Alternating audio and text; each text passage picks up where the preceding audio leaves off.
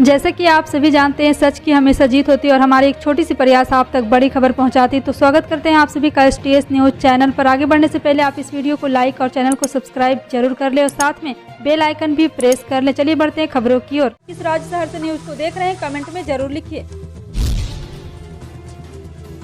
सियासी दलों की नजर अब विधानसभा के अंतिम चरण के मतदान पर टिकी हुई है। इस क्रम में समाजवादी पार्टी ने वाराणसी में सपा नेताओं की पूरी फौज उतार दी है। सपा 3 मार्च को रिंग रोड के पास एढ़े में एक बड़ी जनसभा करने जा रही है। सपा के राष्ट्रीय अध्यक्ष अखिलेश यादव और पश्चिम बंगाल के मुख्यमंत्री ममता बनर्जी रैली को संबोधित करेगी। रैली के करीब 1 लाख से अधिक लोगों की भीड़ होने का दावा किया जा रहा है। वहीं 4 मार्च को शाम 5 बजे भारत माता मंदिर अखिलेश यादव रोड शो करेंगे, जो सिगरा रथ यात्रा चौराहा गुरुबाग लक्सा से होते हुए गिरजाघर पर समाप्त होगी। बंगाल में नगर निकाय चुनाव में व्यापक धांधली के आरोपों के बीच वाम मोर्चा द्वारा 107 निकायों में से एक पर जीत हासिल किए जाने के बाद मार्क्सवादी कम्युनिस्ट पार्टी के वरिष्ठ नेता सुजन चक्रवर्ती ने बुधवार को कहा है कि राज्य में वामपंथी दलों की वापसी हो रही है। चक्रवर्ती ने दावा किया है कि राज्य में भारतीय जनता पार्टी का वोट प्रतिशत घट रहा है, जहां वो उसे 2018 के पंचायत चुनाव के बाद से महत्वपूर्ण लाभ मिला था। उन्होंने संवाददाताओं से कहा कि वाम दल को राज्य के चुनावी परिदृश्य में लगभग महत्वहीन हो गए थे, फिर से खोई जमीन हासिल कर रहे हैं। जी हां, आपको बता दें कि वाम दलों का ना तो संसद और ना ही विधानसभा में कोई सदस्य है। पश्चिम बंगाल की मुख्यमंत्री ममता बनर्जी बुधवार शाम को वाराणसी एयरपोर्ट पहुंची। कुछ देर बाद हुआ दशाश्वमेध घाट पर गंगा आरती में शामिल हुई। ममता सीढ़ी पर बैठकर गंगा आरती देख रही है। इसके बाद गुरुवार सुबह में ममता काशी विश्वनाथ मंदिर में पूजा अर्चना करेगी। मंदिर से निकलने के बाद ममता बनर्जी समाजवादी पार्टी के राष्ट्रीय अध्यक्ष अखिलेश यादव के साथ वाराणसी में चुनावी जनसभा को संबोधित करेगी। इसके बाद ममता बनर्जी गुरुवार शाम में वापस कोलकाता लौट जाएंगी। उत्तर प्रदेश विधानसभा चुनाव 2022 के छठे चरण का चुनाव प्रचार मंगलवार शाम 6 बजे थम गया। अब 3 मार्च को स्वतंत्र, निष्पक्ष, पारदर्शी तरीके से मतदान कराने के लिए आवश्यक तैयारियां पूरी की जा रही है। इस चरण में 10 जिलों की 57 सीटों के लिए 3 मार्च को सुबह 7 बजे से शाम 6 बजे तक मतदान होगा। 10 जिलों में अम्बेडकर नगर, बलरामपुर, सिद्धार्थ नगर, बस्ती, संत कबीर नगर, महाराजगंज, गोरखपुर, कुशीनगर, देवरिया व बलिया की विधानसभा सीटें आती है। हर पोलिंग बूथ पर मतदाताओं को किसी प्रकार की परेशानी का सामना न करना पड़े, इसकी समुचित व्यवस्था कराने के लिए प्रशासन को आवश्यक निर्देश दिए गए हैं। बुधवार को मतदान कराने को पोलिंग पार्टियां रवाना होगी।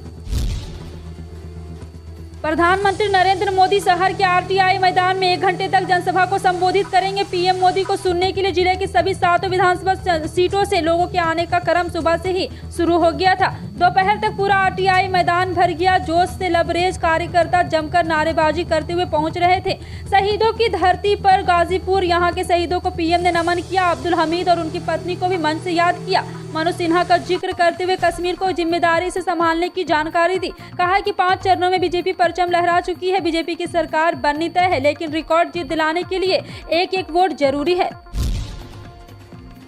कुशीनगर में चुनाव प्रचार के अंतिम दिन फजील नगर विधानसभा सीट से सपा प्रत्याशी पूर्व मंत्री स्वामी प्रसाद मौर्य के रोड शो के दौरान भाजपा और सपा कार्यकर्ताओं के बीच बवाल के बाद यूपी की राजनीति गर्म हो गई है। सपा के राष्ट्रीय अध्यक्ष अखिलेश यादव के बाद उनकी पत्नी डिंपल यादव ने भी भाजपा पर निशाना साधा। उन्होंने कहा कि बेटियों की अस्मिता पर हुए वार का जनता अपने वोट से जवाब देगी। सपा प्रत्याशी स्वामी प्रसाद मौर्य कुशीनगर के फजील नगर विधानसभा सीट पर रोड शो कर रहे थे। इस दौरान उनके काफिले पर हमला किया गया, जिसको लेकर उनकी बेटी व बदायूं से भाजपा सांसद डॉक्टर संघमित्रा मौर्य बीजेपी प्रत्याशी पर भड़क गई। भाजपा सांसद के इस वीडियो को सपा नेता डिंपल यादव ने शेयर कर भाजपा पर निशाना साधा है।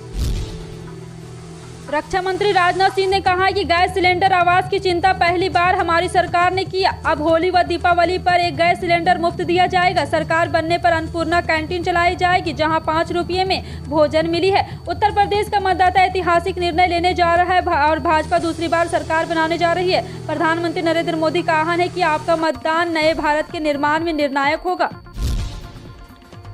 यूपी के मुख्यमंत्री बाबा योगी आदित्यनाथ सबकी गर्मी निकालने की बात कर रहे हैं, जबकि 10 मार्च को उनकी गर्मी निकलेगी, तब मेरे कलेजे को ठंडक मिलेगी। देश के प्रधानमंत्री को 7 साल बाद पता चला है कि यूपी में सांड के कारण समस्या है। उनका कहना है कि 10 मार्च के बाद सांड की समस्या से मुक्ति दिला जाएगी। क्या ये 7 साल तक चाय पीकर सो रहे थे? झूठ बोलने में माहिर भाजपा नेताओं ने देश के युवाओं को गुमराह करने का काम किया। ऑल इंडिया मजलिस इत्तेहादुल मुस्लिमीन के नेता असदुद्दीन ओवैसी ने यहाँ पर बड़ा बयान दिया और भदोही के अभयपुर मैदान मैदान में आयोजित जनसभा में कही है कि भागीदारी परिवर्तन मोर्चा के प्रत्याशी रविशंकर जायसवाल के समर्थन में लोगों से वोट देने की अपील भी की है।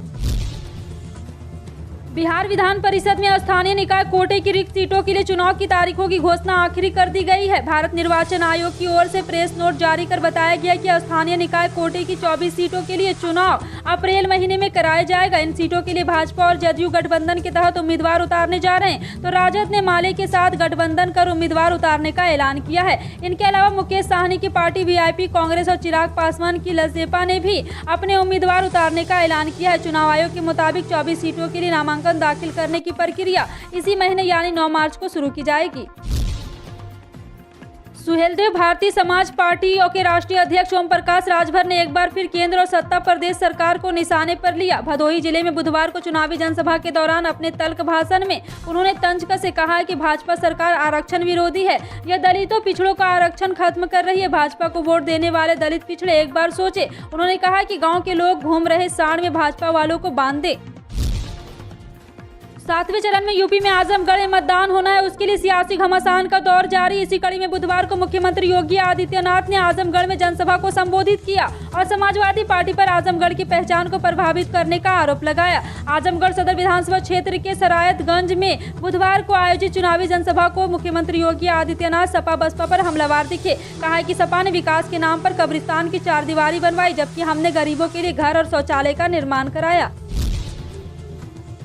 कई बार मतदान स्थल पर पहुंचने पर यह पता चलता है कि वोट कोई और दे चुका है। यदि किसी मतदाता के साथ ऐसा होता है तो वो टेंडर वोट के जरिए अपना वोट दे सकता है। बूथ का पीठासीन अधिकारी टेंडर वोट के लिए आवेदन करने वाले मतदाता की पहचान सुनिश्चित करेंगे। संतुष्ट होने पर मतदाता को टेंडर मतपत्र के जरिए वोट देने का विकल्प देंगे। ऐसे मतदाता ईवीएम से वोट नहीं दे सकेंगे। विश्व में अभी भी कोरोना का कहर बना हुआ है। कोरोना वायरस तेजी से लोगों को प्रभावित करता है। हालांकि तीसरी लहर के दौरान कोरोना वायरस से ज्यादातर लोगों को मुश्किलों का सामना नहीं करना पड़ा, लेकिन परिस्थितियों के चलते आगामी समय में कोरोना दोबारा दस्तक देगा। वहीं ऑस्ट्रेलिया के प्रधानमंत्री स्कॉट मॉरिस ने औपचारिक तौर से कहा है कि मैं कोरोना वायरस से संक्रमित हो गया हूँ, इसी को देखते हुए मैं एक अलग वास कर रहा हूँ। ऑस्ट्रेलिया के प्रधानमंत्री स्कॉट मॉरिसन ने कहा है कि वो कोरोना वायरस से संक्रमित पाए गए, लेकिन वह पृथकवास में रहते हुए अपने आधिकारिक दायित्व को निर्वहन करते रहेंगे। डीएवी बोर्ड की ओर से शुरू हुई कक्षा 8 एवं 11वीं की परीक्षा पेपर लीक होने से स्थगित कर दी गई है। बुधवार को कक्षा 8 के परीक्षार्थी परीक्षा देने विद्यालय गए थे। इसी दौरान बोर्ड से निर्देश आया कि कहीं पेपर लीक हो गया। इसके बाद परीक्षा स्थगित कर दी गई। होली के बाद परीक्षा आयोजित की जाएगी। इस संदर्भ में प्रधानाचार्य कुछ भी कहने में असमर्थ रहे। उनका कहना है कि केवल परीक्षा अभी टालने का निर्देश बोर्ड की ओर से मिला है। सरसों की फसल में नई कोपले फूटने व उकटा रोग लगने से अंतिम समय में काफी नुकसान किसानों को हो रहा है। इधर नई फलियां निकल रही है, उधर पकी हुई फलियां टूट रही है, जिससे किसानों के सामने असमंजस की स्थिति बनी हुई। जो नई फलियों के पकने का इंतजार कर रहा है तो पुरानी फलियों के दाने टूटकर बिखर रहे हैं। ऐसे में किसानों के सामने सरसों की फसल काटने की समस्या खड़ी हो गई। इससे सरसों उत्पादक किसान काफी परेशान है। सरसों की फसल इस बार काफी अच्छी मात्रा में किसानों ने बोई है। वहीं मौसम की मार के चलते सरसों की फसल पर सबसे अधिक विपरीत अवसर पैदावार पर पड़ेगा। खेत में पकी सरसों का फसल में मौसम के कारण अब नए कोपले फूटने लगी है।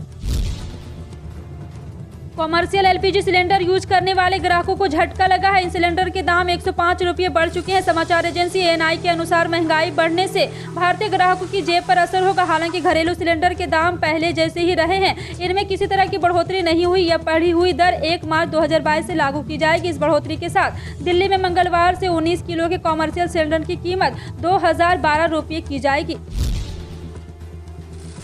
22 कैरेट सोने के लिए आज भारत में सोने की कीमत 3000 रुपये प्रति किलोग्राम की गिरावट आई है। सोने की कीमतों में पिछले काफी दिनों से उतार चढ़ाव लगातार जारी है। भारतीय सराफा बाजार में 2 मार्च को सोने की कीमतों में गिरावट देखने को मिली। आंकड़ों के मुताबिक भारत में 22 कैरेट सोने की कीमत प्रति 10 ग्राम 46,700 रुपये और 24 कैरेट सोने की कीमत 50,950 रुपये है। 22 कैरेट सोने के लिए दिल्ली में सोने का भाव 46,700 रुपये प्रति 10 ग्राम था। दूसरी ओर चेन्नई में सोने की कीमत 47,880 रुपये पर थी। केरल में सोने की कीमत 46,700 रुपये पर थी, जो राष्ट्रीय राजधानी में सोने की कीमत के बराबर है। फिलहाल आपका इन सभी खबरों पर क्या कहना है, कमेंट सेक्शन में टाइप करके जरूर बताएं। पल पल की अपडेट जानने के लिए जुड़े रहें आप अपने एनटीएस न्यूज चैनल से। मिलते हैं अगली बड़ी खबर में, तब तक के लिए जय हिंद।